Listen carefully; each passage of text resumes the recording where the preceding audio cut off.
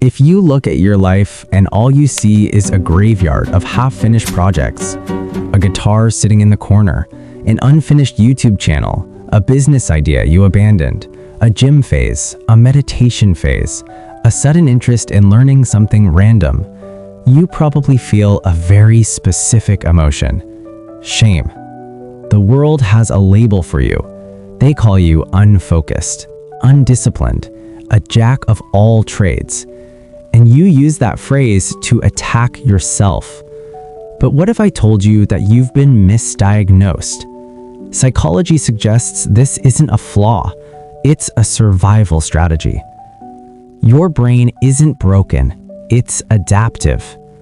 You feel like you can't specialize, like everyone else picked a lane and you're still switching roads. But your nervous system may be doing something rare. It's unconsciously building what psychologists call an M-shaped mind.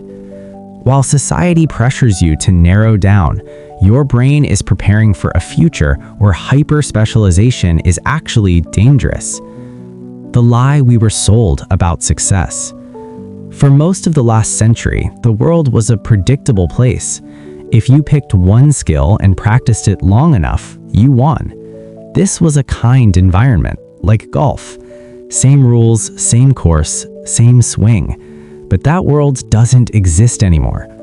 Today's world is what psychology calls a wicked environment. The rules change constantly. Industries collapse overnight. Skills expire faster than ever. And your brain knows this, even if you don't consciously realize it. That's why you drift. One year you're obsessed with fitness. Next year it's coding, then philosophy, then content creation. To outsiders, this looks chaotic, but internally, you're collecting data. Why your scattered mind creates innovation. Specialists rely on near transfer. They solve new problems using familiar tools, but generalists like you use far transfer. You take an idea from one field and apply it to something completely unrelated. Think about a web developer who used to be a farmer or a beekeeper. On paper, those worlds don't connect. But agriculture teaches systems, cycles, and sustainability. That perspective changes how they write code. They don't just build software, they build ecosystems. That's not confusion, that's innovation. Your value isn't in how deep you go into one hole. It's in how well you connect ideas that others can't even see. So why do you feel behind in life? Because you're measuring yourself with the wrong geometry. You think success is T-shaped, broad knowledge with one deep specialty. But you're not T-shaped, you're M-shaped. Multiple pillars of depth connected by curiosity. And here's the trap. You cannot build all the pillars at once. If you try to master coding, start a business, write a book, and get shredded in the same month, you burn out. The people who thrive with this mind practice something called serial mastery. Live your life in seasons. Instead of doing everything at once, you move in seasons. Your 20s might belong to art and exploration, your 30s to financial stability, your 40s to synthesis and meaning. You didn't quit your passions. You completed a season of construction. There's a story of a 53-year-old programmer who finally understood this. He loved music, philosophy, and game design, but programming paid the bills.